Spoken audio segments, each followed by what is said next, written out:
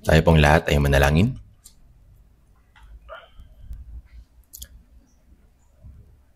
Banal at mahabagin naming Amang Diyos na sa amin ay nagmamahal, kami na mga tumalikod sa Diyos at namuhay para sa mga walang kabuluhang bagay ng mundong ito, na sumusunod sa mga pagnanasa ng aming laman at nararapat sa puot at kahatulan ng Diyos.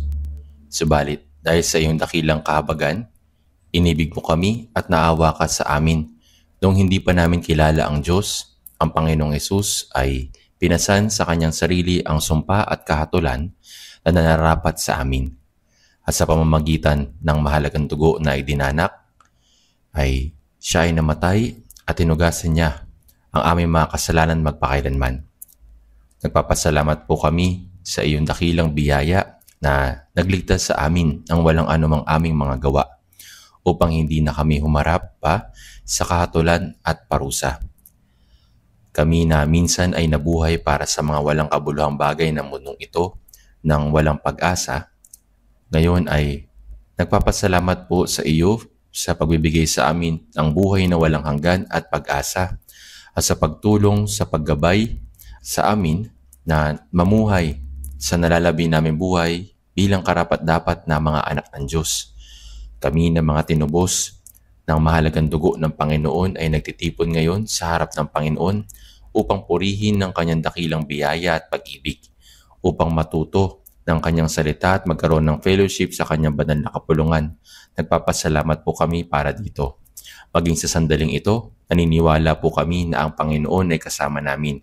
Kami po ay nanalangin na tignan niya ang bawat isa sa amin at hawakan kami ng kanyang mahabaging mga kamay at gabayan kami ng kanyang biyaya, kanyang salita at kapangyarihan ng Espiritu Santo upang mabuhay kami sa nalalabi naming buhay bilang mga tunay na anak ng Diyos. Idinadalangin namin na ang Diyos ay makasama ng lahat ng aming mga churches sa buong bansa at sa buong mundo, at ang lahat ng aming mga brothers at sisters na nag-iingat ng pananampalataya at nagpapalaganap ng Ebanghelyo kahit na sa may hirap na sitwasyon, upang magambanan nila ang misyon ng pagpapalaganap ng Ebanghelyo na ipinagkatiwala sa kanila ng Panginoon sa mga huling araw na ito. Idinadalangin namin na ang Diyos ay kumilos upang maraming nawawalang mga kaluluwa ang makaunawa ng biyaya ng Diyos. Nagpapasalamat kami sa Diyos sa pagpapahintulot sa maraming tao na maunawaan ang biyaya ng Diyos at tumanggap ng kaligtasan sa nakalipas na 7 batch ng Summer Retreat.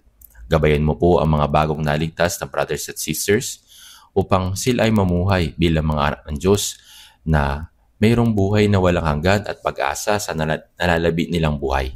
Taimtim kaming nanalangin na hawakan mo po kami ng mahigpit ng iyong mahabaging mga kamay upang walang sa amin ang matisod sa harap ng Diyos. Panginoon, Ikaw ang nagbibigay sa amin ng kinakailangan naming salita sa tamang panahon at nagtuturo sa amin ng daan na dapat naming lakaran.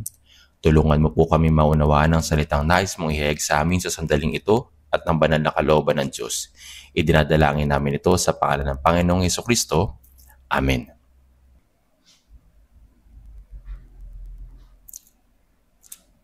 Tingnan po natin ang mga talata sa Biblia sa 1 chapter 15.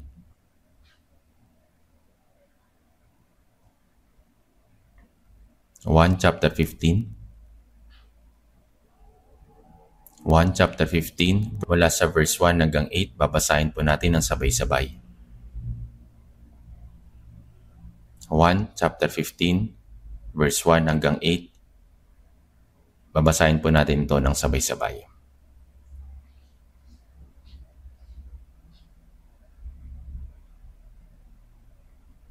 Ako ang tunay na puno ng ubas at ang aking ama ang tagapag-alaga. Ang bawat sanga sa akin na hindi nagbubunga ay naalis niya, at ang bawat sanga na nagbubunga ay nililinis niya upang lalo pang magbunga. Kayo'y malilinis na sa pamamagitan ng salita na aking sinabi sa inyo. Kayo'y manatili sa akin at ako'y sa inyo. Gaya ng sanga na hindi magbubunga buhat sa kanyang sarili, malibang na nakakabit sa puno, gayon din naman kayo, malibang kayo'y manatili sa akin. Ako ang puno ng ubas, kayo ang mga sanga. Ang nananatili sa akin at ako'y sa kanya ay siyang nagbubunga ng marami. Sapagkat kung kayo'y hiwalay sa akin ay wala kayong magagawa. Kung ang sino man ay hindi manatili sa akin, siya itatapong katulad ng sanga at matutuyo at sila ay titipunin at iahagi sa apoy at masusunog. Kung kayo'y manatili sa akin at ang mga salita ko'y mananatili sa inyo, hingin ninyo ang anumang inyong nais at ito'y gagawin para sa inyo.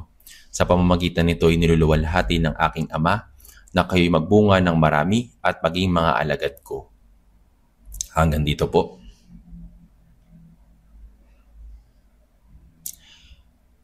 Noong nakaraang linggo, nangaral ako tungkol sa Juan chapter 15, subalit naramdaman kong kailangan kong ipaliwanag ito ng mas detalyado.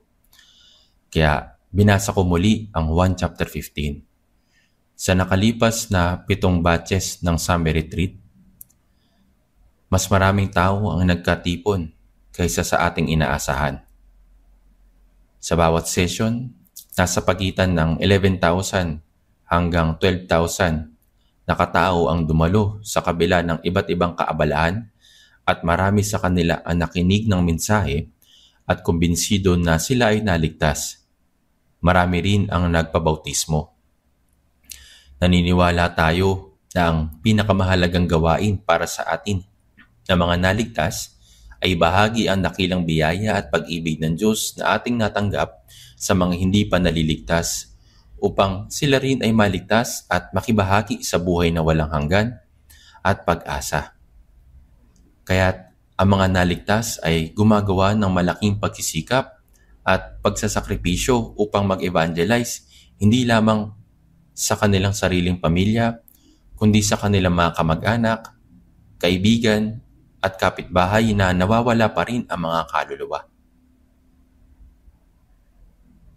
Bilang resulta, tulad ng sinasabi ng Diyos sa Efeso chapter 3 verse 20, ngayon sa Kanya na makakagawa ng higit na sagana kaysa lahat ng ating hinihingi o iniisip, ayon sa kapangyarihang gumagawa sa atin.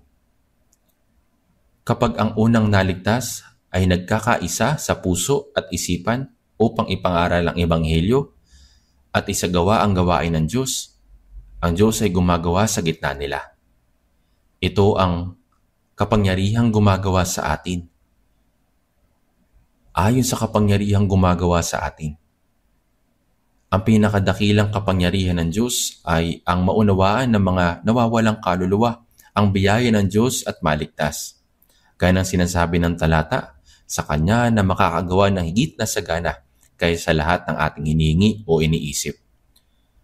Ay nagtitipon ang Diyos ng higit pang mga kaluluwa kaysa sa inaasahan natin at gumagawa para iligtas sila. Ang mga bagong naligtas ay hindi pa kompleto. Ang kanilang tunay na buhay bilang mga Kristiyano at ang mga anak ng Diyos ay nagsisimula pa lamang. Kaya ngayon sila ay ipinanganak bilang mga bagong silang na sanggol. Dapat silang lumaking malusog at matutunan ang wastong katangian bilang isang tao. Mula sa pagsilang, naharap tayo sa mga hamon ng pisikal, mental at personal na paglago. Kahit na lahat tayo ay ipinanganak bilang mga tao, ang ilan sa atin ay lumalaki ng normal, tumatanggap ng edukasyon at nagiging mga natatanging individual, habang ang iba ay hindi. Ang ilan ay nagdurusa dahil sa pisikal na kahinaan, at ang iba ay nakikipaglaban sa mga isyu sa pag-iisip na nabubuhay bilang mga problemang anak. Para sa atin, bilang mga born-again Christians, ang bago nating buhay bilang mga anak ng Diyos ay nagsimula noong araw na tayo ay naligtas. Ang buhay natin dito sa lupa ay hindi pa katapusan. Ang layunin ng Diyos sa pagliligtas sa atin ay gawin tayong Kanyang mga anak upang dalhin tayo sa buhay na walang hanggan at langit. At makibahagi sa Kanyang kalawalatian magpakailanman. Kaya't sa mga nalalabing taon ng ating buhay, ginagabayan tayo ng Diyos at inaakay tayo upang maging mga taong karapat-dapat na makibahagi sa buhay na walang hanggan at sa kalawalatian ng Diyos. Pagkatapos nating maligtas, ang buhay pananampalataya ay nagiging napakahalaga. Kung naunawaan natin ang biyaya ng Diyos ayon sa Biblia, naniwala ayon sa Biblia, at nakatanggap ng kaligtasan ayon sa Biblia, ngayon ay kailangan din nating mamuhay ayon sa Biblia. Saka tayo papasok sa langit ayon sa Biblia. Kung ang isang tao ay nagsasabing siya ay naniniwala, subalit nabubuhay ng hiwalay sa salita ng Diyos, ang taong iyon ay talagang namumuhay ng hiwalay sa Diyos. Ang Juan chapter 15 ay naglalaman ng isang mahalagang katotohanan na dapat malaman ng lahat ng Kristiyano. Dapat nating patuloy na pag-isipan ito, matuto mula rito, at mamuhay ayon sa mga salita na itinuro sa atin ng ating Panginoon. Sinabi ni Jesus, "Ako ang tunay na puno ng ubas at ang aking Ama ang tagapag-alaga." Sa pagpapaliwanag ng mahalagang katotohanan, madalas gumagamit si Jesus ng mga talinhaga na mauunawaan ng sinuman. Noong panahon ni Jesus, maraming ubasan. Marahil nung sinabi niya ang mga salitang ito, ay may isang puno ng ubas na malapit. Sinabi niya, "Ako ang tunay na puno ng ubas." Ibig sabihin, siya mismo ang tunay na puno ng ubas at ang Diyos Ama ang tagapag-alaga nito. Siya ang tunay na puno ng ubas at ang Diyos Ama ang tagapag-alaga. Pagkatapos ay sinabi ni Jesus, ang bawat sanga sa akin na hindi nagbubunga ay inaalis niya. Silang mga nagtatrabaho sa mga taniman ay kadalasang pinuputol ang mga sanga na walang pag-aalinlangan. Ang tawag dito ay pagtatabas. Pinuputol nila ang mga patay na sanga, may hinang sanga o yung mga sirana. Marami silang pinuputol na sanga na tila patapon na. Subalit, ginagawa nila ito upang ang puno ay manatiling malusog at magbunga ng mas marami. Kaya sinabi ni Jesus, ang bawat sanga sa akin na hindi nagbubunga ay inaalis niya. Ang bawat sanga sa akin na hindi nagbubunga ay inaalis niya. Ito po yung ginagawa niya. Ano po ang ibig sabihin ng inalis ng Ama?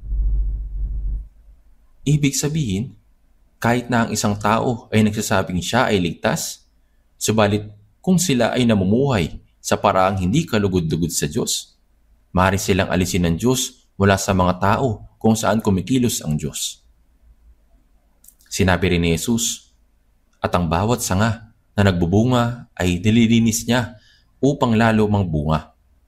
Sa madaling salita, ang mabungang sanga ay dapat linisin upang sila ay higit na magbunga. Sa pamamagitan ng pagputol sa mga patay at nakakapinsalang sanga, ang natitirang sanga ay magiging malusog at mabunga. Ito po yung ginagawa ng Diyos. Gayunpaman, si Jesus ang puno ng ubas. Ang Diyos Ama ang tagapag-alaga. At sa verse 3 ay sinabi ni Jesus, kayo malilinis na sa pamamagitan ng salita na aking sinabi sa inyo. Kayo manatili sa akin at ako'y sa inyo. Ano pong ibig sabihin nito? Ano pong ibig sabihin na kayo manatili sa akin at ako'y sa inyo? Ibig sabihin po nito ay silang mga nakaunawa ng biyaya ng Diyos at nakatanggap ng kaligtasan ay nalinis na ang kanilang mga kaluluwa. Ang Panginoon ay ipinasan sa kanyang sarili ang sumpa at kahatulan na nararapat sa atin. At sa pamamagitan ng kanyang mahalagang dugo ay hinugasan niya ang ating mga kasalanan magpakailanman. Nang maunawaan at sampalatayanan natin ang biyayang ito, ang ating kaluluwa ay nalinis. At ngayon, tungkol sa buhay pagkatapos ng kaligtasan, siya ay naguutos Kayo manatili sa akin at ako'y sa inyo. Ito ay hindi isang payo, kundi isang utos. Silang mga hindi ligtas ay wala kay Kristo. Maaari silang dumalo sa church sa buong buhay nila, subalit nananatili silang malayo sa Diyos, nasa labas ni Kristo. Subalit sila mga nalinis na ay inuutusan, kayo'y malilinis na. Kayo'y manatili sa akin at ako'y sa inyo. Ang Panginoon ay nangako na kung mananatili tayo sa Kanya, siya'y mananatili sa atin. Pag-isipan natin ang isang pirasong ng bakal na inilagay ng panday sa apoy. Ang bakal ay nagliliwanag ng pula sapagkat yung apoy ay pumasok dito. Ang apoy at ang bakal ay naging iisa. Gayon din naman sa atin. Hindi lamang tayo ang nananatili kay Kristo, kundi si Kristo din ay nananatili sa atin. Walang sino man ang makapaghihiwalay sa atin. Sinabi ni Jesus, inyong nalalaman na kayo'y nasa akin at ako'y sa inyo. Ito ay isang sekreto na mahirap para sa atin na maunawaan kaagad. Meron ding isang himno na sinasabi, "The Lord abides in me, and I abide in Him, like the vine and the branches, my dearest friend." Ito po ang ibig sabihin nito. Kapag si Kristo ay nananatili sa akin at ako ay nananatili sa Kanya, lahat ng bagay na Kanya ay nagiging akin. Ang Kanyang pag-ibig, ang Kanyang masaganang biyaya, ang Kanyang kapangyarihan, at lahat ng espiritual na pangako na makikita sa Kanya. Tunay na si Kristo ay nasa akin at ako'y kay Kristo. Ito ay talagang lihim na mensahe. Pagkatapos ay sinabi ni Jesus, "Ako ang puno ng ubas at kayo ang mga sanga." Kung makikita ka, kung nakakita ka ng puno ng ubas, nalalaman mo na ang puno ay lumalaki at ang mga sanga ay kumakalat at kadalasan ay pumupulupot sa isa't isa.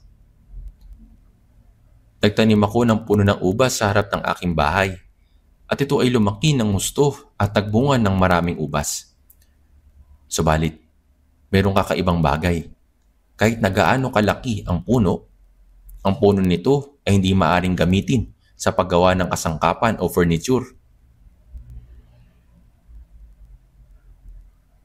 Sinasabi sa mga talata sa Ezekiel chapter 15, verse 2 hanggang 3, "Sa ano nakakalamang ang puno ng baging sa alinmang puno ng kahoy? Makakakuha ba ng kahoy doon upang gawing anuman? O makakakuha ba roon ang mga tao ng tulos upang mapagsabitan ng anumang kasangkapan? Ang puno ng ubas ay walang ibang layunin kundi ang magbunga. Kung ito ay hindi magbubunga, mas mabuting ito ay putulin at sunugin. Gaya po nito, pagkatapos ng kaligtasan, ang layunin natin ay ang magbunga para sa kalawalhatian ng Diyos na nagligtas sa atin. Ang pagkakaroon ng bunga ay hindi nagmumula sa ating sariling sigasig o pagsisikap, kundi ito ay nangyayari sapagkat ang Panginoon ay nananahan sa atin. Gaya ng sanga na nagbubunga sa pamamagitan lamang ng pananatiling nakakabit sa puno at nakakatanggap ng katas ng buhay na dumadaloy mula sa ugat, kaya ang kailangan lang din natin ay ang manatili sa Panginoon ng matatag. Hindi niya sinabi na gawin mo ito o gawin mo iyan. Sa halip ay sinabi niya, manatili kayo sa akin. Habang ang sanga ay nananatiling nakakabit sa puno, natural itong nakakatanggap ng katas ng nutrisyon mula sa ugat, lumalago at nagbubunga. Ito ay isang bagay na natural na nangyayari. Ang ating buhay Kristiyano ay hindi na itatatag sa pamamagitan ng ating sigasig at pagsisikap. Ito ay sa pamamagitan ng pananatili sa Panginoon. Kapag tayo ay nananatili sa Kanya, natatanggap natin ang masaganang buhay at ang biyaya ng Espiritu Santo. at ang ating pananampalataya ay lumalago. At kasunod nito ay natural itong nagbubunga. Kaya nga sinabi ng Panginoon, ang nananatili sa akin at ako'y sa Kanya ay siya nagbubunga ng marami. Gaya ng kung paanong ang sanga ay hindi magbubunga buot sa kanyang sarili malibang nakakakabit sa puno, gayon din naman sa atin. Ang sanga ay hindi kailangan magsikap o galawin ng kanyang sarili para lamang magbunga. Habang ito ay nananatili nakakabit sa puno, matatanggap nito ang lahat ng kanyang kinakailangan at kusa ito magbubunga. Kaya kung maunawaan natin ito ng tama, ang buhay Kristiyano ay magiging simple, napakasimple. Hindi kailanman sinabi ng Panginoon sa atin na kunin natin ito sa pamamagitan ng ating sariling pagsisikap. Sinabi niya, kayo'y manatili sa akin. Kayo'y manatili sa akin. Subalit, mayroong talinhaga na mayroong kaparehong kahulugan na gaya ng talinhagang ito. Sinabi rin po ito sa Biblia. Meron pong kaparehong talinhaga, kaparehong kahulugan na kagaya ng talinhagang ito. Kung titignan po natin sa ating mga Biblia,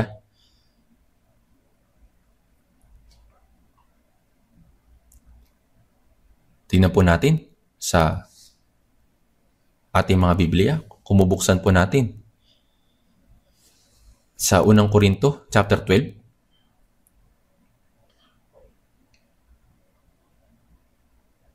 Buksan na lamang natin sa unang Korinto, chapter 12, sa ating mga Biblia. Unang Korinto, chapter 12, verse 13.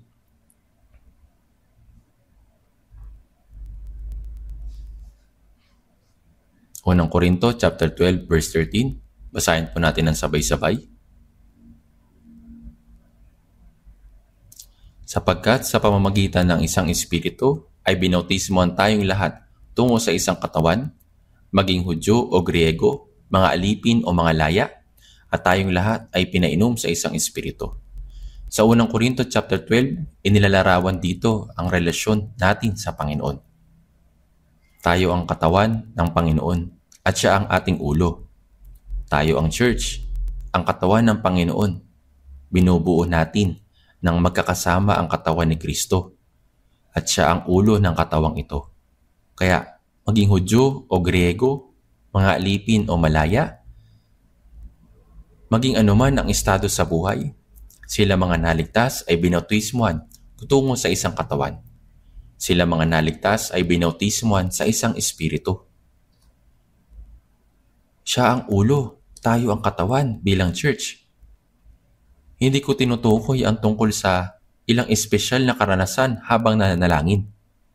Sino mang tunay na nakaunawa ng biyaya ng Diyos at naligtas ay nabautismohan na sa pamamagitan ng Espiritu Santo. Maunawaan man nila ito o hindi.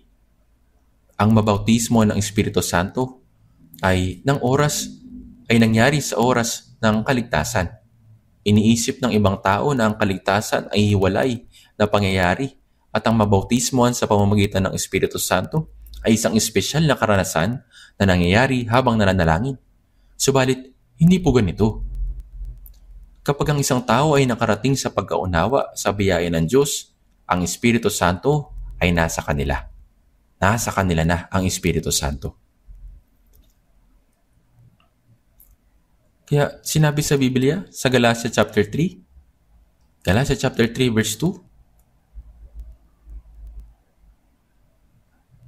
tinanggap ba ninyo ang Espiritu sa pamamagitan ng magawa ng kautusan o sa pamamagitan ng paikinig sa pananampalataya?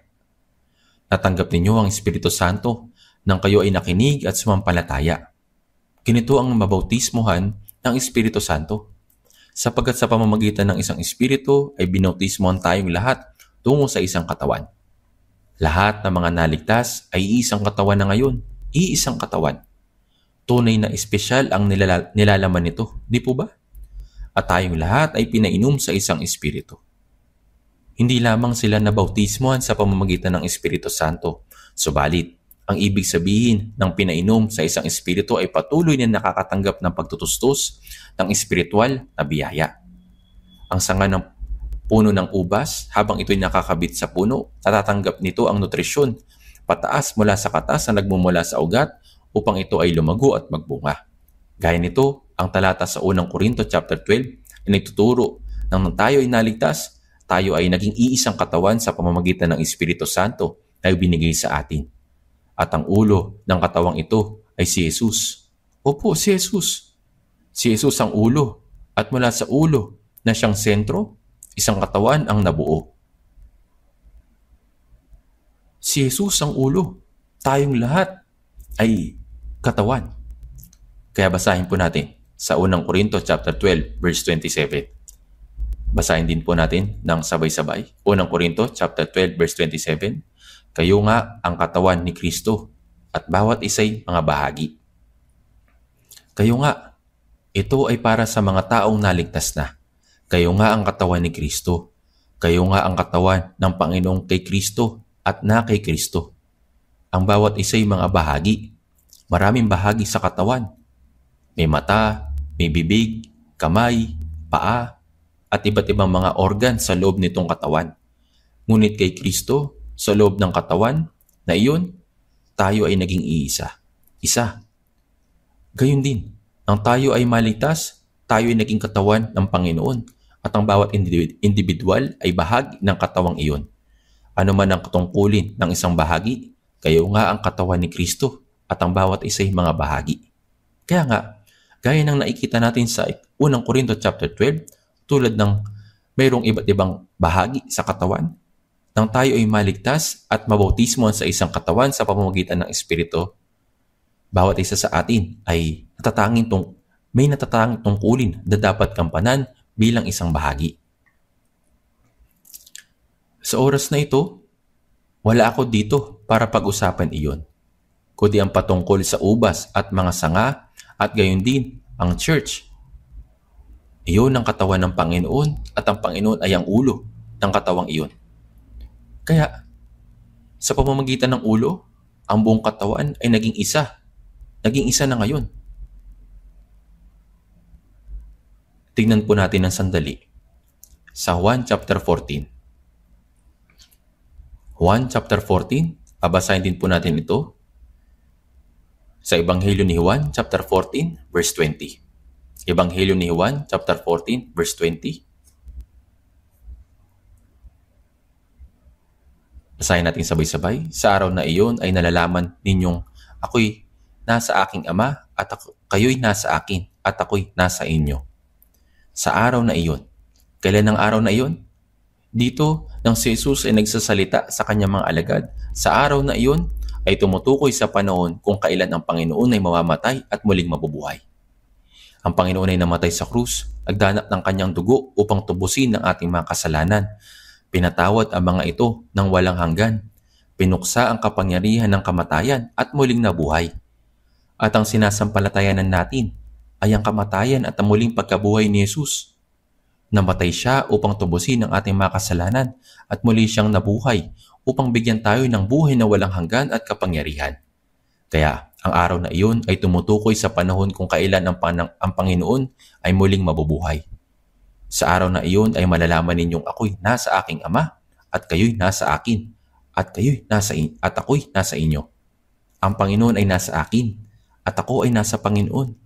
Ang hirap na maunawaan nito kaagad, di po ba? Ito ay nagiging isa kasama ng Panginoon. Ang mga naligtas ay hindi mahihiwalay sa Panginoon. Tulad ng sanga na hindi pwedeng mahiwalay sa puno ng ubas. Ang puno ng ubas ay dapat magbunga ng mga ubas. Ngunit ang sanga ay hindi mamumunga sa pamamagitan ng kanyang sarili. Tanging kapag ang sanga ay nananatiling mahigpit na nakakabit sa puno ng ubas, natatanggap nito ang katas na umaagos mula sa mga ugat na nagpapatubo at nagpapabunga nito. Gayun din, ang Panginoon ang ulo at tayo ay kanyang katawan. Ang Panginoon ay nasa akin at ako ay nasa Panginoon. Kapag ang Panginoon ay nasa akin, lahat ng bagay na pag-aari niya ay magiging akin. At lahat ng bagay na pag-aari ko ay magiging kanya.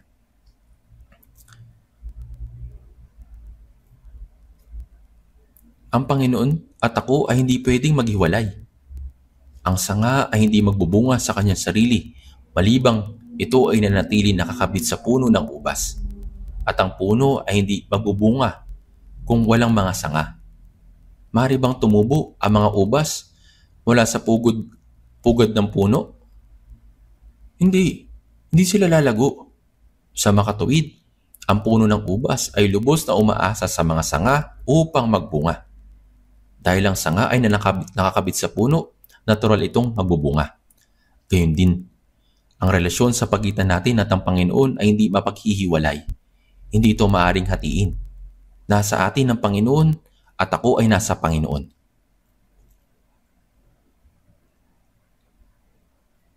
Sa araw na iyon ay nalalaman ninyong ako'y nasa aking Ama at kayo'y nasa akin at ako'y nasa inyo. Hindi natin maihiwalay ang Panginoon sa atin. Kaya nga, sa araw na iyon ay malalaman ninyong ako'y nasa aking Ama at kayo'y nasa akin. Sa pamamagitan ng kamatayan ng Panginoon sa krus, ang ating mga kasalanan ay napatawad. At sa pamamagitan ng kanyang muling pagkabuhay, binigyan niya tayo ng bagong buhay na muling pagkabuhay. Ginawa tayong isa kasama ng Panginoon.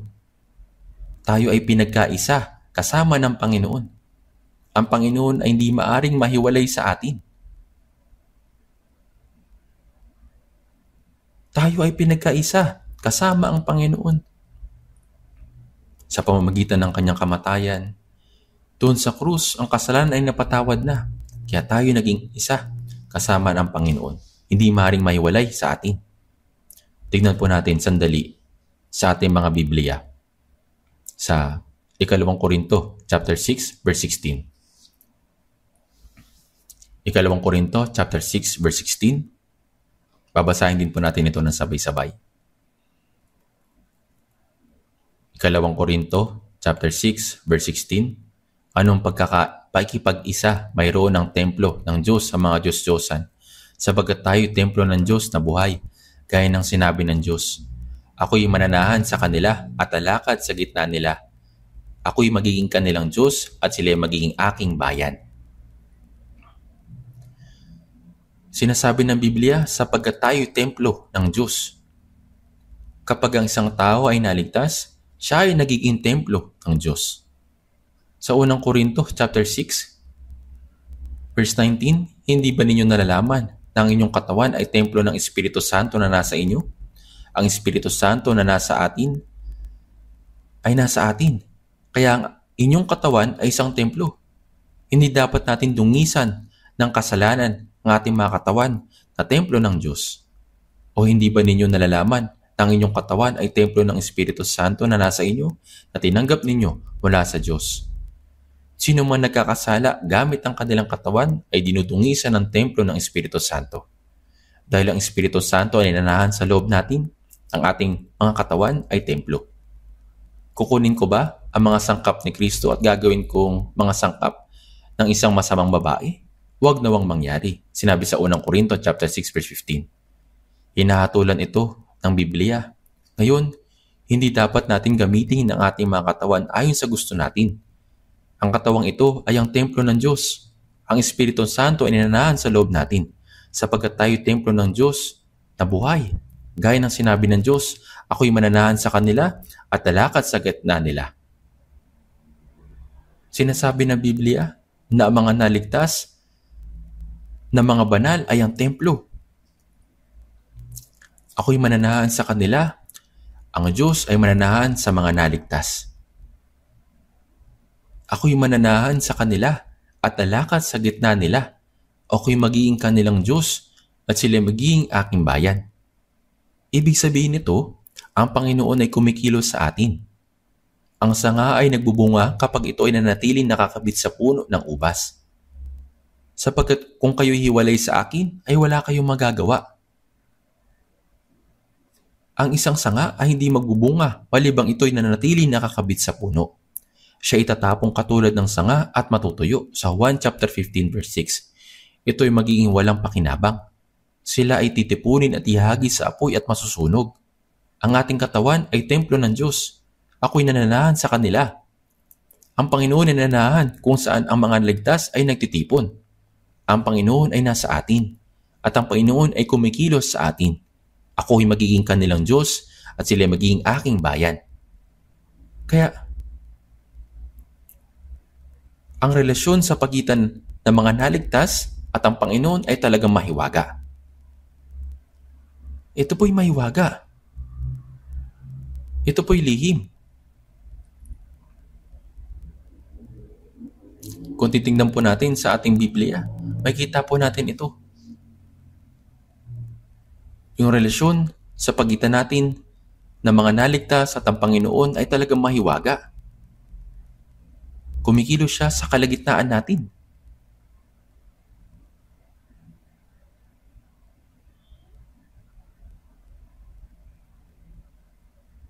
Kung titignan po natin sa Biblia, sa unang Korinto chapter 12 verse 27, may kita po natin ito. Buksan na po natin. Sa unang Korinto chapter 12 verse 27, babasahin din po natin ito ng sabay-sabay. Unang Korinto chapter 12 verse 27.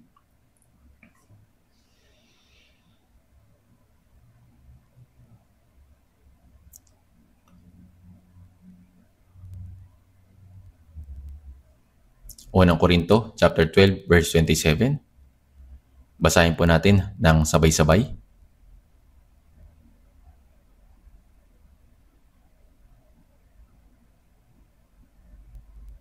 Kayo nga ang katawan ni Kristo at bawat isa ay mga bahagi. Ang mga naligtas ay bumubuo sa katawan ni Kristo. Bawat isa sa atin ay isang bahagi ng katawan ni Kristo. Ang ilang katawan ay kumikilos katulad ng mga mata, ang ilan ay katulad ng mga bibig, at ang ilan ay katulad ng kamay at paa. Ang katawan ay sumusuporta sa ulo at gumagalaw ng sabay-sabay ayon sa nais ng ulo. Kapag may summer retreat tayo, pinagpapawisan sila at ginagawa ang kanilang gawain nang hindi pinapakiusapan. Sila ang namamahala sa trapiko, naglilinis, naghuhugas ng mga pinggan, at gumagawa ng mga gawaing pansiguridad. Ginagawa nila ang sarili nilang gawain. Naghahanap sila ng gagawin at ginagawa nila ito. Kayo nga ang aking katawan. Kayo nga ang katawan ni Kristo, ang bawat isa ay mga bahagi. Kaya sa unang Korinto chapter 12, bawat tao ay may kanya-kanyang tungkulin. Ginagawa ko lang kung ano ang makakaya ko. Hindi ito mahirap. Ginagawa natin kung ano yung kaya natin. Yung kanya-kanyang tungkulin ng katawan. Ginagawa ko ito kung ano yung makakaya ko. Hindi lahat ay maaaring maging mga pastor. Hindi tayong lahat ay makakagawa ng espesyal na mga bagay. Dapat nating hanapin ang mga bagay na magagawa natin. Maring ito ay pagpupulot ng mga basura sa mga pasilyo o paglilinis ng mga palikuran. Hanapin ninyo lang ang mga bagay na magagawa ninyo at kayo gagana bilang bahagi ng katawan ni Kristo. Kaya sa sinaunang church, may mga apostol, may mga propeta, mga guro, mga gumagawa ng himala, nagpapagaling ng mga may sakit, nagsasalita ng iba't ibang wika at nagpapaliwanag ng mga wika. Siyempre, mahirap na makita ng ganitong pagkakaibang hanay ng mga kaloob ngayon. Gayunpaman, bilang mga bahagi ng katawan ng Panginoon, meron din tayong sarili nating gawain. Walang sino man ang maaari magsabi, wala naman akong gagawin. Kung may makita tayong bagay na magagawa natin, mayroong maggawain. Habang ginagawa natin ito, binibigyan tayo ng Panginoon ng karunungan at lakas.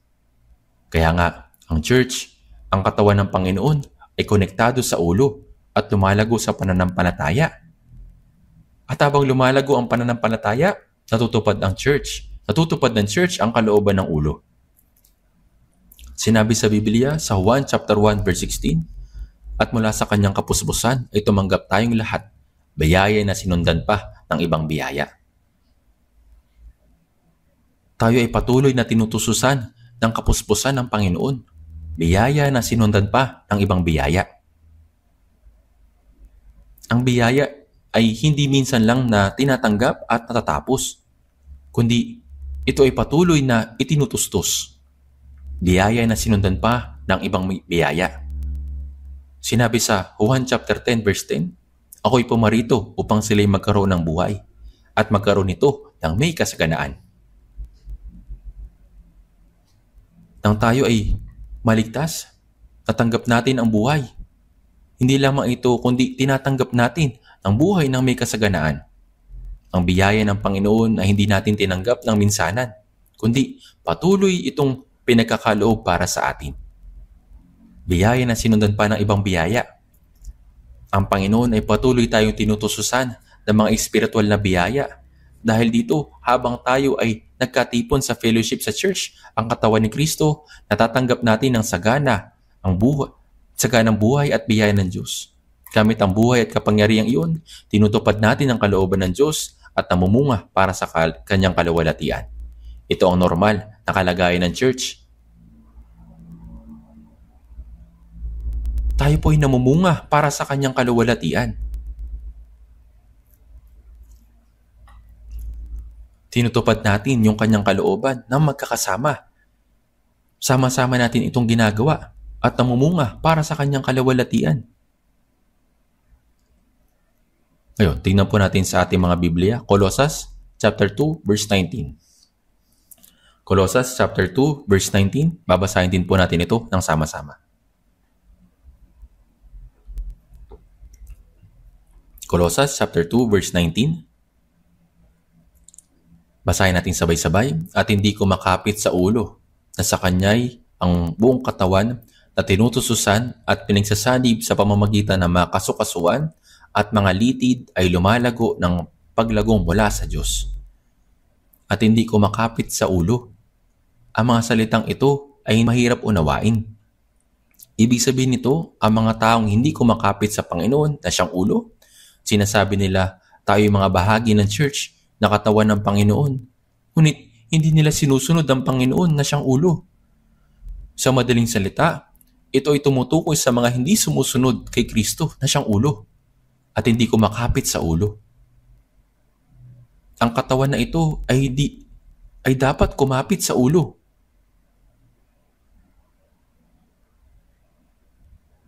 Kung mananatili tayo sa Panginoon na siyang ulo, gagawin natin ang mga utos ng ulo. Ngunit, para sa mga taong hindi ipinagkatiwala ang kanilang sarili sa Panginoon, ang mga hindi kumakapit sa ulo, ginagawa nila ang anumang gusto nila. Ang buong katawan kumikilos sa sarili niya. Kahit na ang ulo ay gustong pumunta doon, ngunit ayaw ng paa. Kung sinasabi ng ulo, gawin mo ito, ngunit ayaw sumunod ng katawan, ano kaya mangyayari? Kaya nga, may mga taong hindi kumakapit sa ulo. Di sila maaaring gumana bilang katawan ni Kristo. At hindi kumakapit sa ulo na sa kanya ay buong katawan at tinutususan at pinagsasanib sa pamamagitan ng mga kasukasuan at mga litid na lumalago ng paglago mula sa Diyos. At hindi kumakapit sa ulo na sa kanya ay buong katawan na tinutususan at pinagsasanib sa pamamagitan ng mga kasukasuan at mga litid ay lumalago ng paglagong mula sa Diyos, na sa kanya ay buong katawan na tinutususan at pinagsasanib sa pamamagitan ng mga kasukasuan at mga litid. Nangahulugan ng mga brothers at sisters ay magkakasamang tinutususan ng Diyos. Ang growth hormone ay tinutususan sa pamamagitan ng pituitary gland na nasa ulo. Nung ako ay na-assign sa isang church, may isang tao doon na nasa hustong gulang na, ngunit ang kanyang katawan ay napakaliit. Malaki ang ulo niya, pero maliit ang katawan. Tinanong ko siya kung ano ang dahilan.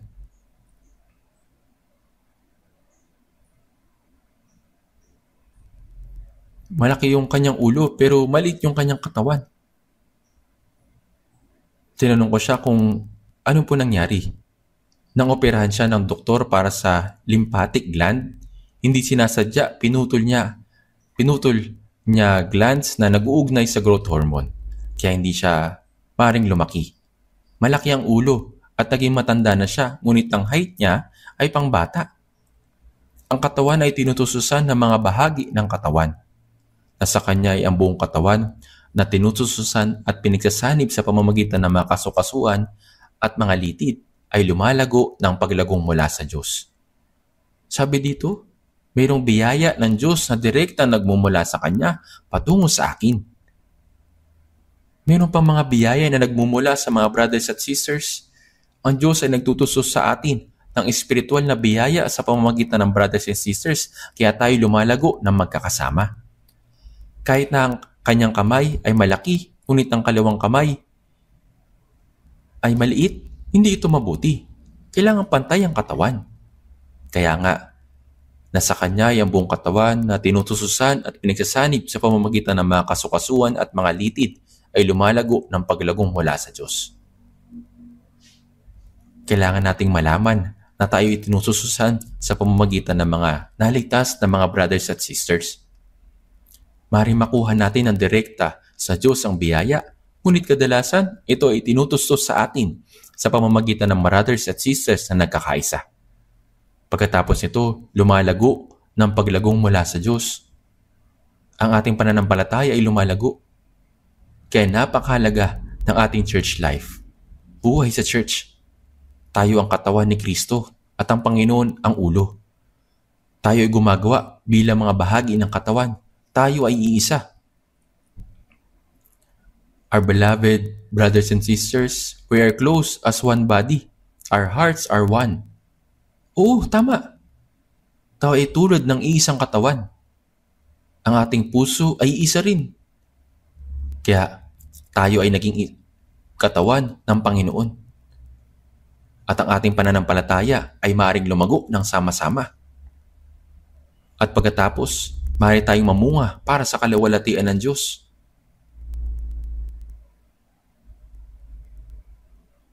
Maaari tayong mamunga para sa kalawalatian ng Diyos na magkakasama. Tayo naging isang katawan ng Panginoon.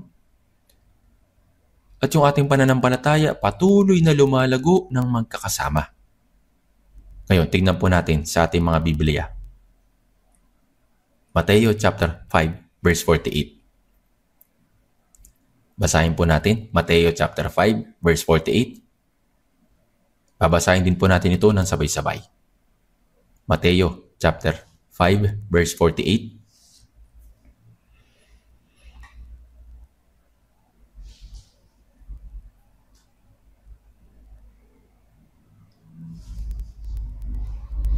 Basahin po natin ng sabay-sabay. Kaya't kayo'y maging sakdal, gaya ng inyong Ama sa langit na sakdal. Sinabi ni Jesus, kaya't kayo'y ngayon maging sakdal, gaya ng inyong Ama sa langit na sakdal. Ang ating Ama, Amang Diyos na nasa langit ay banal at sakdal. Gayunpaman, kaya't kayo'y naging mga sakdal, gaya ng inyong Ama sa langit na sakdal. Tayo mga tao ay magiging sakdal. Maging sakdal ba tayo gaya ng Diyos? Posible ba ito? Sinabi ng ating Diyos, kaya't kayo'y naging mga sakdal. Kaya't kayo nga'y maging sakdal, gaya ng iyong Ama sa langit na sakdal. Mahirap pang gawin ang salitang ito. Kung ang Ama ay dakila, ano ang sasabihin niya sa kanyang anak? Hindi ka maaaring maging katulad ko. Ngunit, sana'y maging katulad kita, kahit kalahati lang. Kaya po bang sasabihin niya? Nais ng Ama na ang kanyang anak ay maging katulad niya ng kahit na ang kanyang anak ay hindi maaaring humigit sa kanyang ama. Nais ng ating Amang Diyos na ang mga naligtas na anak ng Diyos ay maging sakdal tulad ng kanilang Amang Diyos. Unti-unti tayo nagiging sakdal tulad ng Amang Diyos. Kaya unti-unti tayong binubuo o inuhubog tulad ng Panginoon. Kapag inalis na ang ating laman, tayo magiging banal at maluwalhati tulad ng Amang Diyos. Sabi sa Biblia sa Galatia chapter 4 verse 19, minamahal kong mga anak, na para sa inyo ay muli ako nakakaranas ng hirap ng panganganak hanggang si Kristo ay mabuo sa inyo. Noong nangaral ng Ebanghelyo si Apostol Pablo sa Galatia, ang mga kapatiran na naligtas doon, ngunit nakilala nila ang mga legalista, kinatanggap nila ang maling doktrina. Nagkaroon ng maling doktrina na dapat silang mamuhay ayon sa batas, hindi ayon sa Espiritu Santo. Nagkagulo po doon. Kaya sinabi ni Apostol Pablo, hanggang si Kristo ay mabuo sa inyo. Hanggang si Kristo ay mabuo sa inyo. Kung tayo ay naligtas na, si Kristo ay dapat mabuo sa atin. Na para sa inyo ay muli ako nakakaranas ng hirap ng panganganak. Siya ay naghirap upang ipangaral ang Ebanghelyo para sa kanilang kaligtasan. At siya ay naghirap upang si Kristo ay mabuo sa kanila.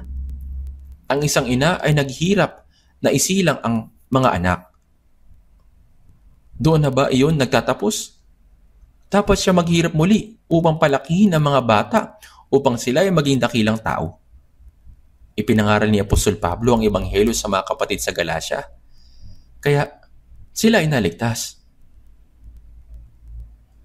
At kapag nagkakamali sila sa buhay, siya ay muli naghihirap hanggang si Kristo ay mabuo sa kanila.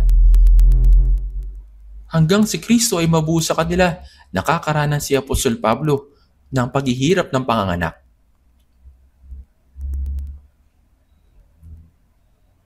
Hanggang mabuo si Kristo sa kanila. Grabe po yung kanyang paghihirap. Grabe po yung paghihirap ng panganganak. Tinutulungan sila ni Apostol Pablo kapag sila ay nagkakamali. Tinutulungan sila upang mabuo si Kristo sa kanila. Ngayon, tignan po natin sa ating mga Biblia. Efeso chapter 4. Efeso chapter 4 verse 13. Efeso chapter 4 verse 13 hanggang 16. Babasahin ko po ito. Efeso chapter 4 verse 13 hanggang 16.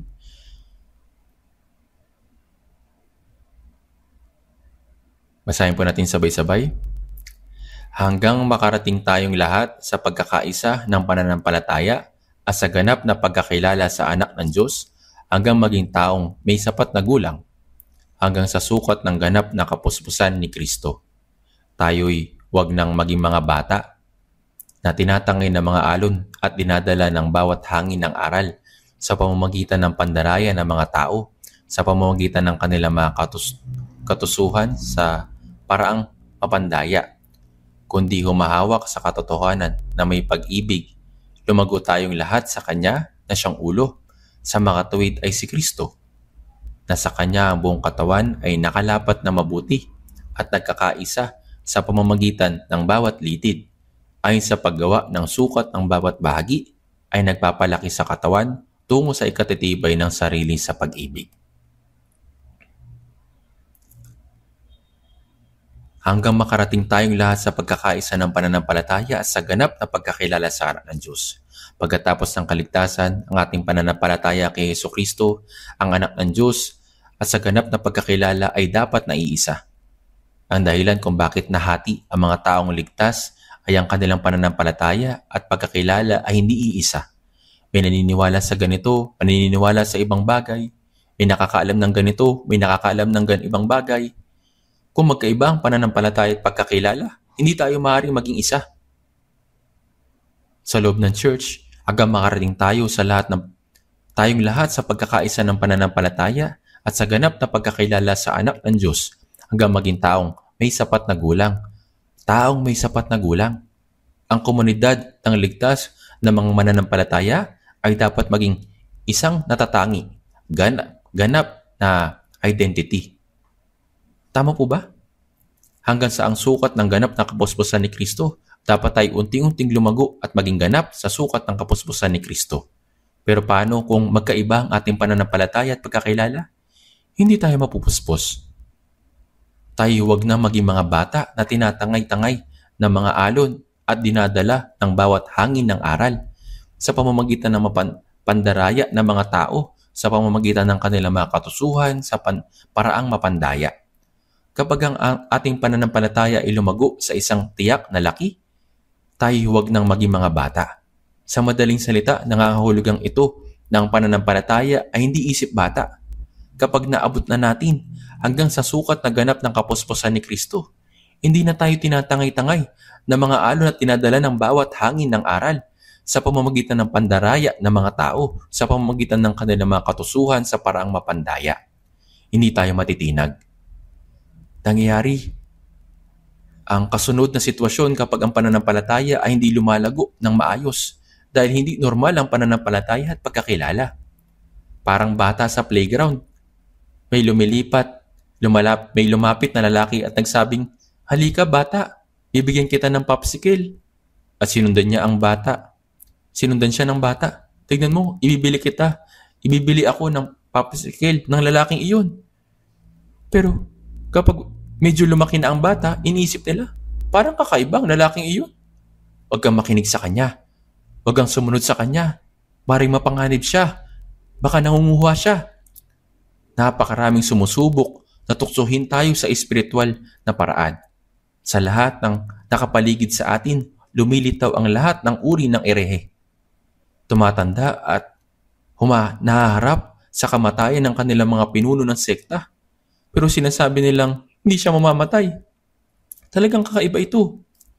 Gayunpaman, napakaraming tao nagmamahal sa gayong mga bagay at sumusunod sa kanila. Mahirap paintindihan. Kahit sa modernong panahon. Pero alam mo ba kung anong pinakadakilang erehe sa lahat? Mayroong isang erehe na tumagal ng 2,000 taon. Ito ang simbahang katoliko. Alam niyo po ba ito? Sinasabi nila na ang Papa, ang emperador ng simbahan. Sa mga Chinese character, ito ay nakasulat bilang emperador. At sinasabi nilang sila'y kahalili ni Pedro. At iginigiit nilang natanggap ng Papa ang mga susi ng kaharian ng langit. Sinasabi nila na natanggap ni Pedro ang mga susi sa langit. At pagkamatay niya, ang mga susi na iyon ay binigay sa obispo ng Roma. Sa makatuwid, ang obispo ng Roma ay naging Papa or Pope. At lahat ng mga pari ay kumikilos bilang mga kinatawan ng Pope na nagpapatawad ng mga kasalanan. Kaya sa 1 chapter 20, may kita natin na sinabi ni Jesus sa kanyang mga alagad, "Tanggapin ninyo ang Espiritu Santo kung inyong patawarin ang mga kasalanan ng sinuman. Ang mga iyon ay ipinatatawad sa kanila. Sino mang hindi nyo patawarin ang mga kasalanan, iyon ay hindi ipinatatawad." Nang dumating ang banal na Espiritu, nangangahulugan ito na habang ipinapahayag natin ang Ebanghelyo, kung sasampalataya ang mga tao na ang kanilang mga kasalanan ay pinatawad sa pamamagitan ng dugo ni Kristo, sila ay naligtas. Pero kung hindi natin ito ipahayag, kung iwan natin sila kung ano sila, kung gayon, sila ay maliligaw. Pero ang pag-aangking ginawang may otoridad ng Papa sa mga iyon, ang mga pari ay gumaganap sa kanyang lugar. Saan sa banal na kasulatan natin na matatagpuan ng gayong bagay? Gayunpaman, hindi mabilang na mga tao ang nakikinig sa turong iyon at sumusunod dito. Kaya nga sinasabi ko na ito ay pinakadakilang erehe. Hindi natin maisip kung gaano karami mga Kristiyano ang pinatay sa ilalim ng simbahang Katoliko. At gayunpaman, ang pinakadakilang erehe ay patuloy na nagyayabang ngayon ng may mas malakas na tinig. Sa mga araw na ito, mayroong lahat ng uri ng maliliit na kulto. Tingnan natin ang Shincheonji bilang halimbawa. Tumanda na at naharap sa kamatayan ng kanilang pinuno, pero sinasabi nilang hindi siya mamamatay. Noong unang panahon, sinabi rin ni Park Taeseon, ang tinatawag na Olive Tree Church, na hindi siya mamamatay. Pero matagal na siyang patay. Si Sun Myung Moon ng Unification Church ay namatay din, pero tila nagpapatuloy pa rin ang kilusan. Nagiging napakahangal ng mga tao. Hindi ko talaga maintindihan kung bakit nila sinusunod ang mga ganung bagay. Pero kapag nalinlang ang isang tao, ang mga kasinungalingan ay nahahayag sa kanila na para bang sila ang katotohanan. Pero kapag lumalago ang pananampalataya, hindi tayo naaakit sa mga mapanlinlang na tukso o tinatangay-tangay na mga alon at dinadala ng bawat hangal na aral. Kapag lumago ang ating pananampalataya, hindi natin susundin ang mga ganung bagay. Maaari bang sumunod sa kanila ang isang nag-aangking ligtas? Hindi yung tunay na kaligtasan. Ang lahat ng ito'y walang kabuluhan. Kapag ang iyong pananampalataya ay lumago sa isang tiyak na punto, hindi ka na madadaya o hindi na mayayanig ang iyong pananampalataya. Kundi humahawak sa katotohanan na may pag-ibig, lumago tayong lahat sa Kanya. Tayo ay tinawag upang lumago sa pag-ibig ng Panginoon, kundi hinahawakan sa katotohanan na may pag-ibig. Lumago tayong lahat sa Kanya. Yun ay sa Panginoon mismo.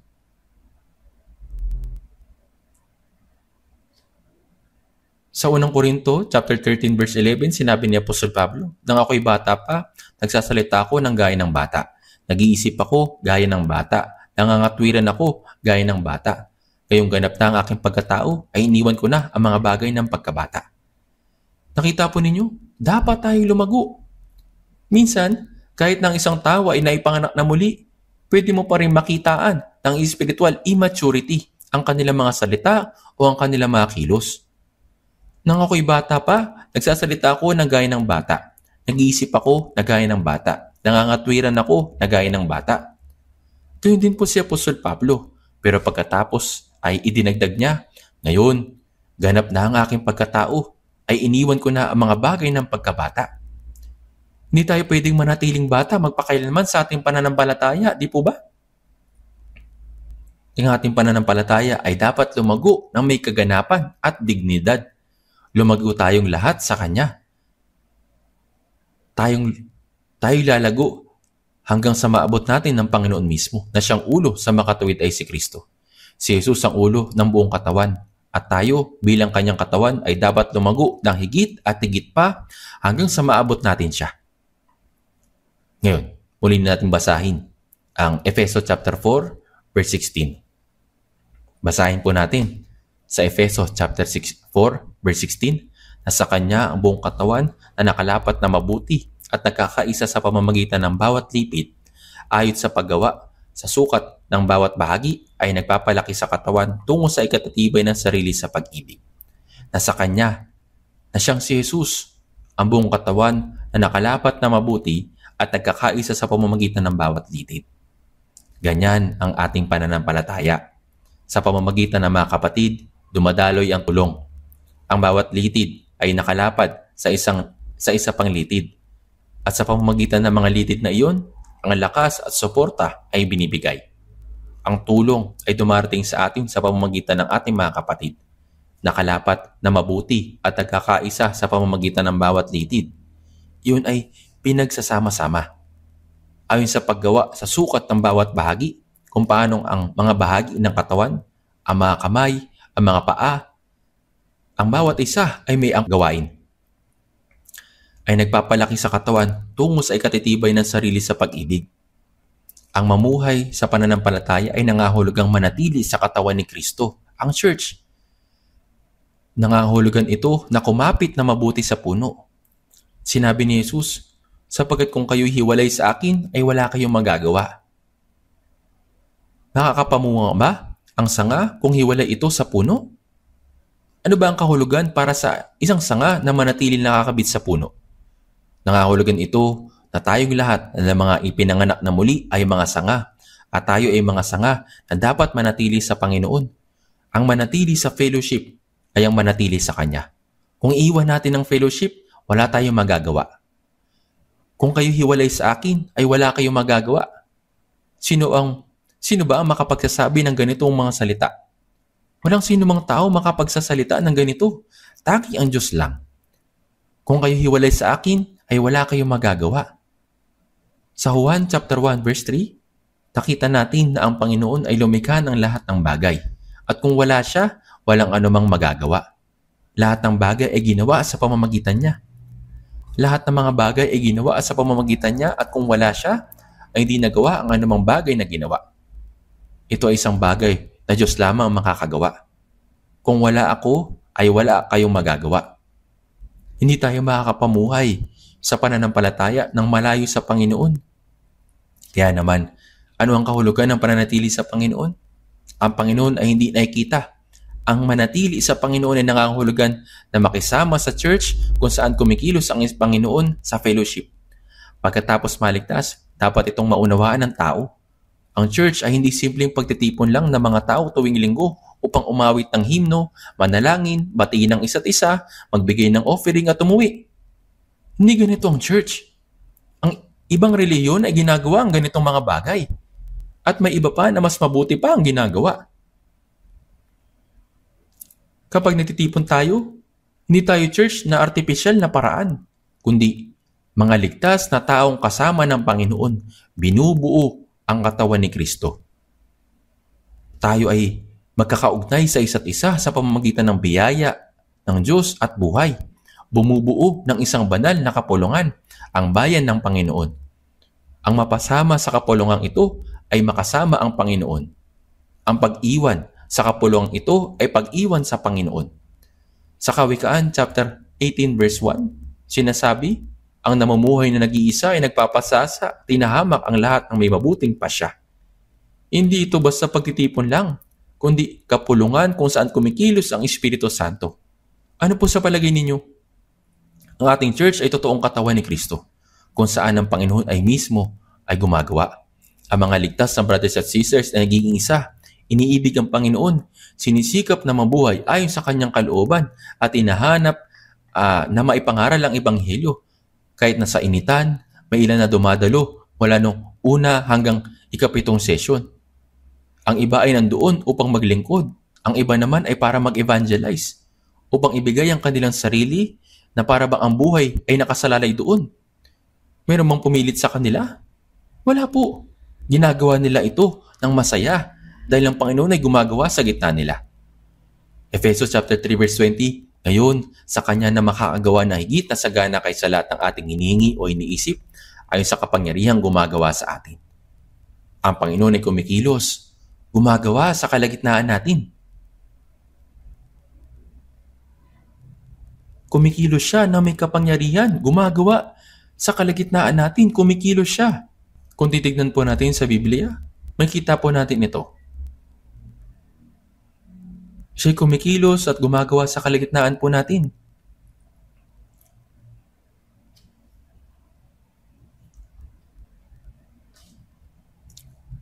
Kung tayo magkakasama, siya'y kumikilos sa kalagitnaan natin.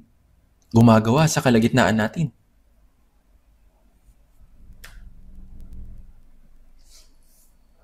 Ngayon, tingnan po natin sa ating mga Biblia. Sa Efeso chapter 4, babasahin din po natin sa Efeso chapter 4, verse 2 hanggang 3.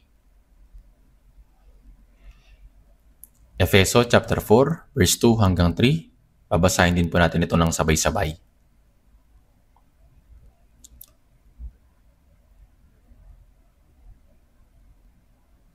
Na may lubos na kapakumbabaan at kaamuhan, may pagtitiyaga na nagpaparaya sa isa't isa sa pag-ibig, na nagsisikap na mapanatili ang pagkakaisa ng Espiritu sa buklod ng kapayapaan.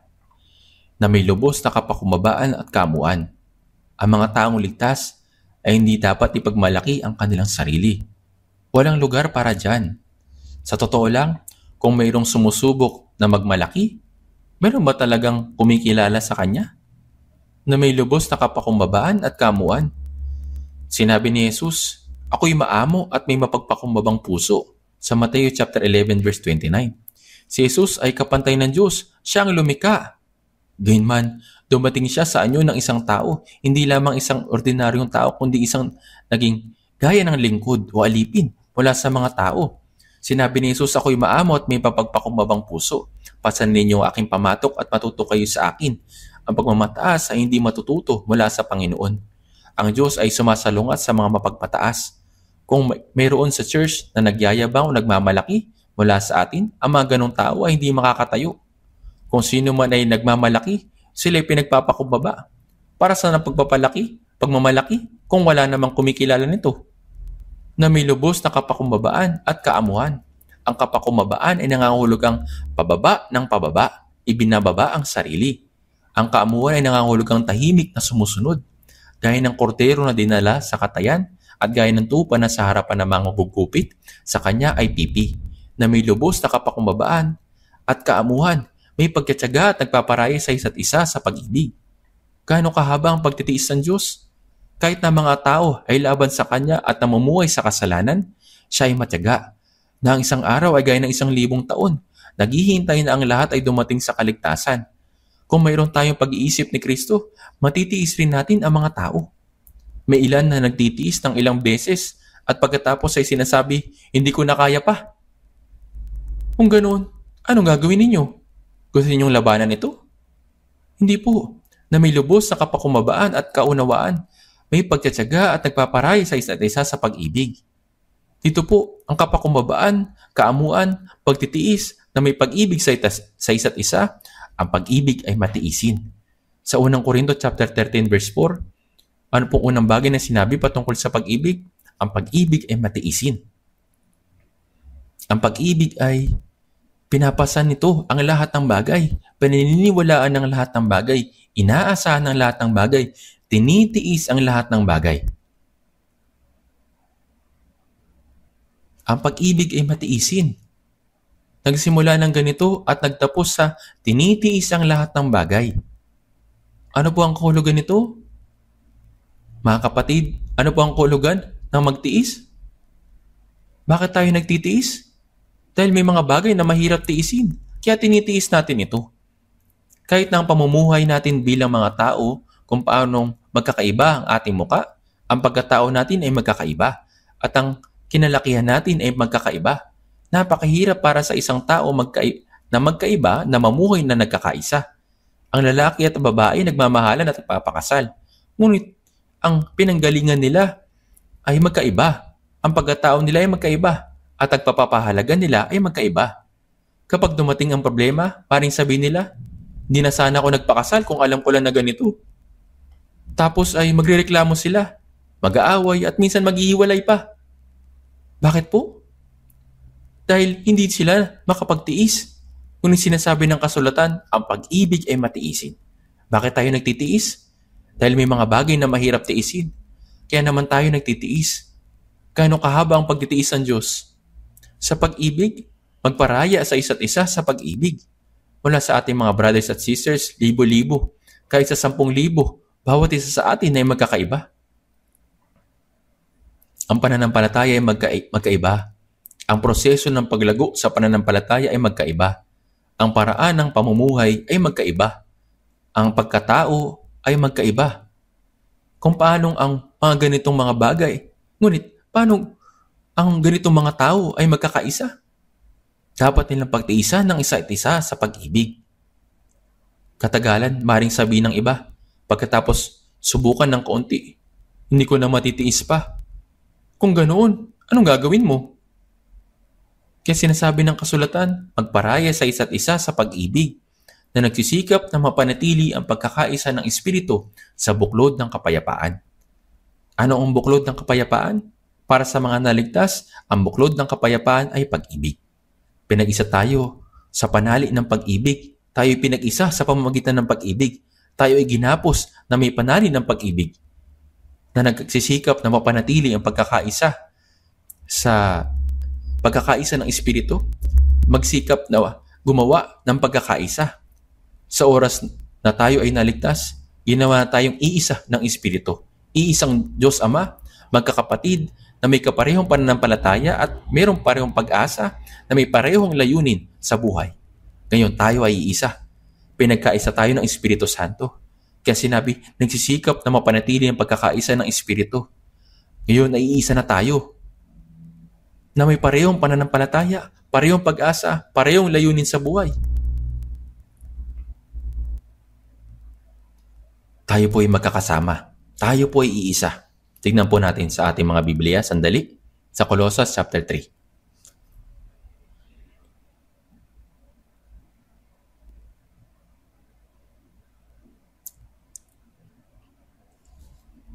Tignan natin po na sandali sa Colossus chapter 3. Colossus chapter 3, babasahin po natin yung verse 12 hanggang 14.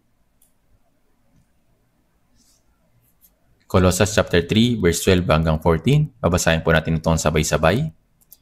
Bilang mga hinirang ng Diyos, mga banal at minamahal, magbihis kayo ng kahabagan, ng kabaitan, ng kababaang loob, ng kaamuhan, at ng katyagaan. Pagtiisan ninyo ang isa't isa, at kung ang sino man ay may reklamo laban sa kanino man, magpatawaran kayo sa isa't isa. Kung paanong pinatawad kayo ng Panginoon, ay gayon din naman ang inyong gawin. At higit sa lahat ng mga bagay na ito ay magbihis kayo ng pag-ibig na siyang tali ng kasakdalan. Pag-isipan natin itong talatang ito ng dahan-dahan. Bilang mga hinirang ng Diyos, mga banal at minamahal, magbihis kayo ng kahabagan, ng kabaitan, ng kababaang loob, ng kaamuhan, at ng katyagaan. Ibig sabihin ay kailangan natin itong isagawa sa ating pang-araw-araw na buhay. Pagtiisan ninyo ang isa't isa at kung sino man ay may reklamo laban sa kanino man, ang pagkakaroon ng reklamo ay nangangahulugan may pagdaramdam, mayroong pagkakamali o mayroong mga sama ng loob. Huwag panatilihin ang hinanakit sa iyong puso, kundi pagtiisan ng isa't isa. Kung paanong tinanggap tayo ng Panginoon, gaano karaming problema ba ang mayroong sa atin? Gayunpaman, tinanggap tayo ng Diyos ng walang kondisyon. Sa Roma chapter 15 verse 7, kaya tanggapin ninyo ang isa't isa, gaya naman ni Kristo na tinanggap kayo sa ikalawalalahatin ang Diyos. Pagtiisan ninyo ang isa't isa, at kung ang sino man ay may reklamo laban sa kanino man, magpatawaran kayo sa isa't isa. Kung paanong pinatawad kayo ng Panginoon, ay gayon din naman ang inyong gawin. Pinatawad tayo ng Panginoon ng walang kondisyon. Sa gayon ding paraan, kahit na may nakagawa sa atin ng mali o nakasakit sa atin, tayo ay nagpapatawad. Sabi sa Kawikaan chapter 19 verse 11, ang matinong pag-iisip ng tao sa galit ay nagpapabagal at kanyang kaluwalhatian na di pansinin ang kamalian. Ang hindi pagpapatawad ng taong ay may napakaliit na puso. Naintindihan niyo po ba? May iba na kinikimkim ito sa loob nila, sinasabi na, minsan mo itong ginawa sa akin. At gusto itong kimkimin magpakailanman. Ganong tayo yung mga bata, naghahanap ng kaaway sa loob ng 30,000 milya, ninanais na makaganti bago mamatay. Ngunit ang mga gayong tao ay namamatay ng mas maaga kaysa sa kanilang mga kaaway. Ang isa na kinikimkim ang sama ng loob at naghahanap ng paghihiganti ay miserableng tao. Tayo ay dapat magpatawad. Kung hindi natin magagawang patawarin ng iba, tayo ay talagang miserable. Kung paanong pinatawad kayo ng Panginoon, ay gayon din naman ang inyong gawin. At higit sa lahat ng mga bagay na ito, ay magbihis kayo ng pag-ibig na siyang tali ng kasakdalan. Ang higit sa lahat ng mga bagay na ito, magbihis kayo ng pag-ibig na siyang tali ng kasakdalan. Ito ang nagbubuklod sa atin upang maging isa. Ang mga naligtas ba ay nagkakaisa dahil wala silang problema? Tayo ay may mga taong may maraming problema. Ngunit mula nang tayo ay pinatawad ng Panginoon, tayo din ay nakakapagpatawad sa isa't isa at ang ating puso ay mas lumalawak gaya ng sa Panginoon. Kaya nga sinasabi na siyang tali ng kasakdalan sa pamamagitan ng pag-ibig. Ngayon, dumako po tayo sa Mateo chapter 12 verse 30. Mateo chapter 12 verse 30. Babasahin din po natin ito.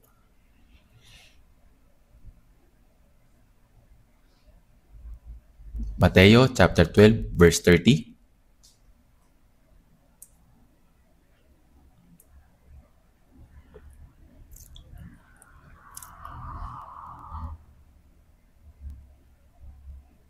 Mateo chapter 12 verse 30.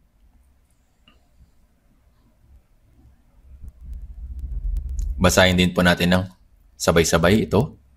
Mateo chapter 12 verse 30. Ang hindi panig sa akin ay laban sa akin, at ang hindi ko kasama nagtitipon ay nagkakalat. Sinabi ni Jesus, ang hindi panig sa akin ay laban sa akin. Ano ang ibig sabihin na maging panig sa Panginoon? Inililigtas ng Panginoon sila ng mga naging kaaway ng Diyos dahil sa kasalanan at ginawa silang isa. Ang hindi panig sa akin ay laban sa akin. Kailangan natin maging panig sa Diyos. At ang hindi ko kasama nagtitipon ay nagkakalat. Pinagsasama-sama tayo ng Panginoon bilang isa. Ito ay gawain ng Panginoon na gawin tayong isa. At ang hindi ko kasama nagtitipon ay nagkakalat. Gaya ng uling, kapag hiwa-hiwalay, ito ay namamatay.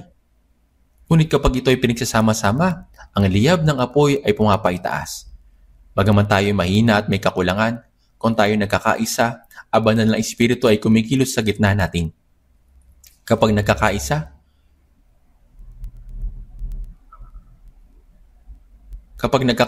o kapag nagkakahiwalay? Kapag hiwa-hiwalay,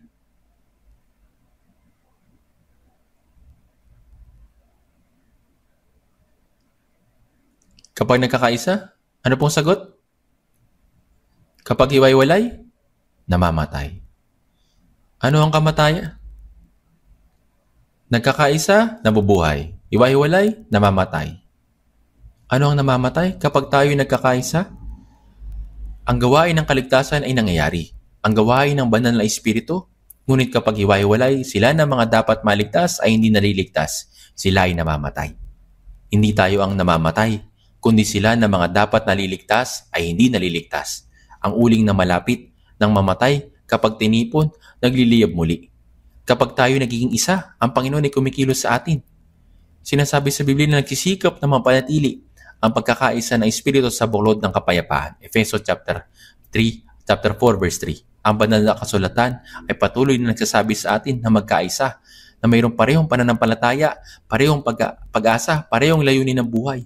Ang manatili sa fellowship ay ang manatili sa Panginoon. Sa loob ng church, tayo ay sumusunod sa pagkilos ng banal na Espiritu.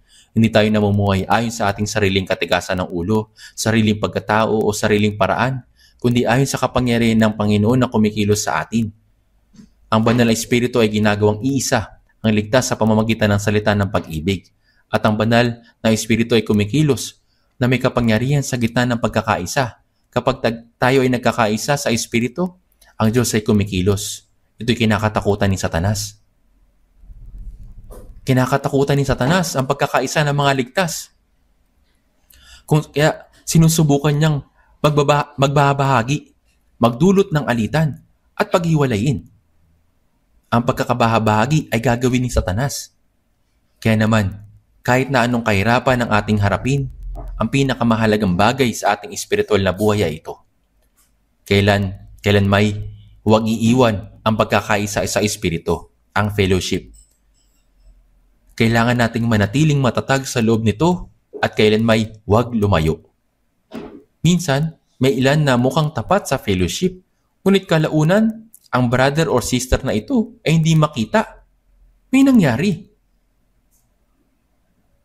Sa huli ay mababalitaan na naming na dahil nagkaroon sila ng problema sa ibang brother or sister, kaya dahil sa ilang hindi pagkakasundo, subalit ito ba isang palusot? Kung tayo ay magtitiis na may pag-ibig na gaya ng Panginoon, magpatawad at pasanin ng isa't isa, kung gayon, anong problema ang makapaghihiwalay sa atin?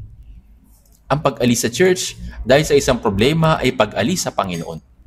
Sa Genesis chapter 13, nang si Abraham ay narinig ang tinig ng Diyos at iniwan ng Ur ng mga Kaldeyo, ang kanyang pamangkin na si Lot ay sumama rin. Nanirahan silang magkasama sa lupain ng Kanaan ng ilang panahon. At ang panahong iyon, ang kanilang trabaho ay pag-aalaga ng mga tupa at kambing. At ang kanilang mga ari-arian ay dumami.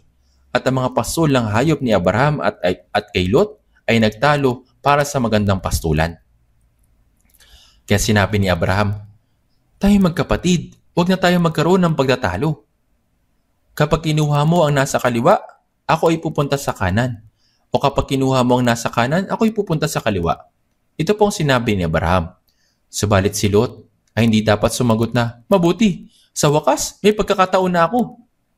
Dapat ay sumagot siya na, Tiyo, nang marinig mo ang tinig ng Diyos, sumunod ako sa iyo dahil naniniwala ako sa Diyos mo.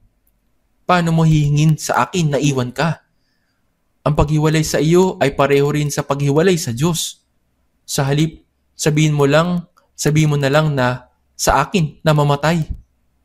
Dapat ay sinaway niya ang kanyang mga apostol ng hayop at sinabi na kailanman na hindi niya iiwan si Abraham maging sa kamatayan.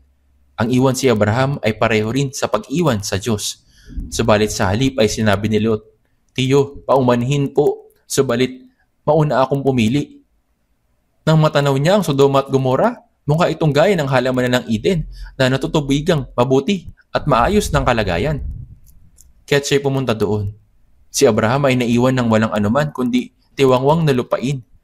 Kaya ano po ba ang nangyari sa Sodoma at Gomora? Tiyak na muntik na mamatay ang lungsod. Tiyak na munting mamatay na ang lungsod ng Sodoma at Gomora ay winasak ng apoy at asupre. Kung si Abraham ay hindi nanalangin, ay namatay na sana sila. Ang paghiwalay ni Lot kay Abraham ay paghiwalay sa Diyos. dapat ay hindi siya umalis. Pag ito man ay kamatayan.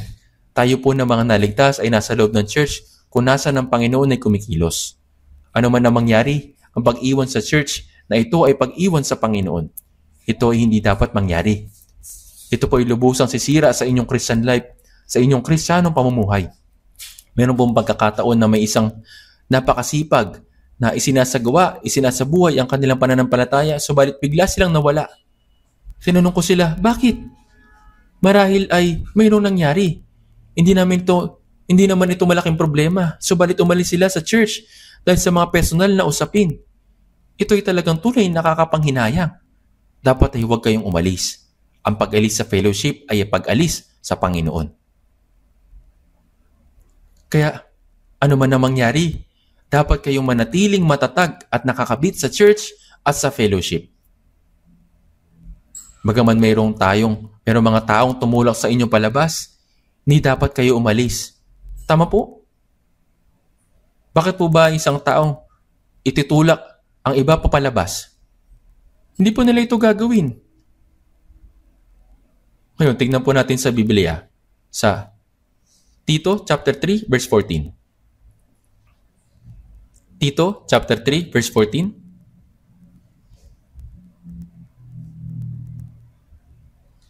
Babasahin din po natin ito ng sabay-sabay.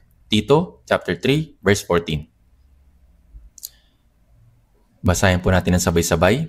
At nararapat na ang ating mga tao ay matutong magmalasakit sa mabubuting gawa para sa matitinding pangangailangan upang hindi sila mawalan ng bunga. Ang ating mga tao rin para sa matitinding pangangailangan upang hindi sila mawalan ng bunga. Ang mga ligtas na brothers at sisters, tayo po ay hindi dapat mawalan ng bunga. Sila mga naligtas kung sila man ay 5, 10, 20 taon ang naligtas at wala pa rin pagbabago sa kanilang buhay at halos sapat lang na mapanatili ang kanilang pananampalataya, walang bunga para sa kalawalatian ng Diyos at hindi nagsasakripisyo para sa ebanghelyo ng Panginoon, hindi po ito maaari. Huwag nawa tayong mawalan ng bunga. Tama po? Dapat tayo magkaroon ng bunga. At nararapat na ang ating mga tao ay matutong magmalasakit sa mabubuting gawa. Sa Colossus chapter 4 verse 11, ang mga ito lamang ang aking mga kamanggagawa sa kaharian ng Diyos. Tayo ang mga taong nabubuhay sa mundo at gumagawang magkakasama para sa kaharian ng Diyos. Mga taong nabubuhay sa laman, subalit gumagawa para sa mga espiritual na bagay. Tayo ay nabubuhay sa oras, subalit gumagawa tayo ng sama-sama para sa kaluluwa. Mga taong gumagawa ng magkakasama at nararapat na ang ating mga tao ay matutong magmalasakit sa mabubuting gawa para sa matitinding pangangailangan upang hindi sila mawalan ng bunga. Tayo po ay naikibahagi sa World Mission. Tama po.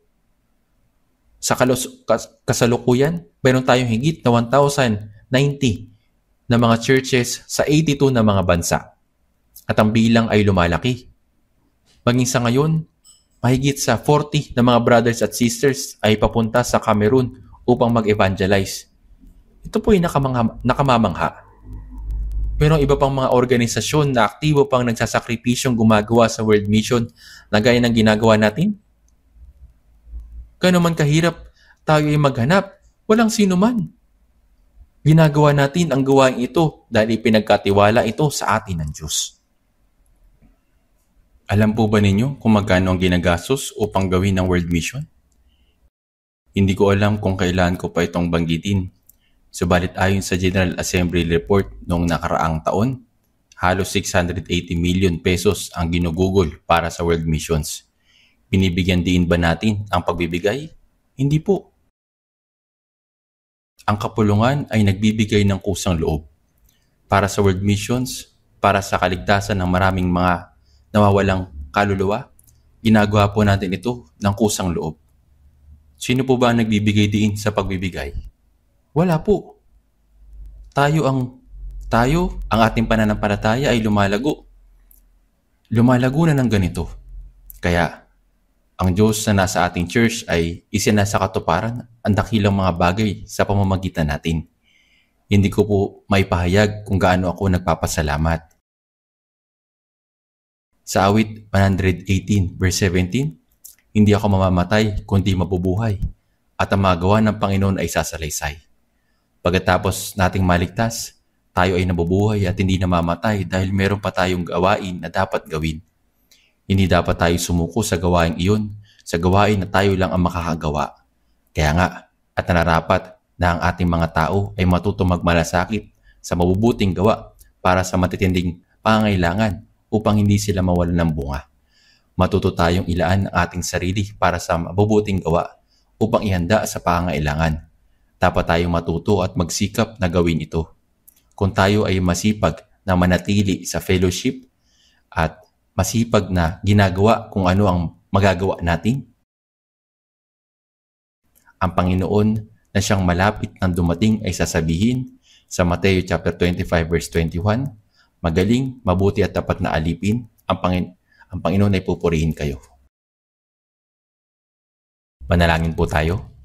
Mahabagin naming Amang Diyos, pinasasalamatan ka po namin sa pagtawag sa amin mula sa maraming tao sa sanlibutan sa mga huling araw na ito na iyong itinakda at sa pagliligtas sa amin at sa paghiwalay sa amin bilang mga banal. Panginoon, ikaw na kumilos upang magligtas ng bagong kaluluwa sa nakaraang summer retreat. Pakiusap, tulungan mo po ang maraming naligtas na brothers at sisters na ngayon ay nasa fellowship kasama ang iyong banal na kapulungan at nabubuhay sa nalalabi naming buhay para sa iyong kalooban at kalawalatian. Nawa ay samahan mo po kami at gabayan sa pamamagitan ng iyong salita, biyaya at ang kapangyarihan ng Espiritu Santo. Pakiusap, gamitin mo po kaming lahat sa mahalagang paraan ayon sa iyong kalooban upang ang banal na gawain na ninais mong maisakatuparan sa pamamagitan namin ay ganap na maisagawa. Idinadalangin namin ito sa pangalan ng Panginoong Hesukristo. Amen.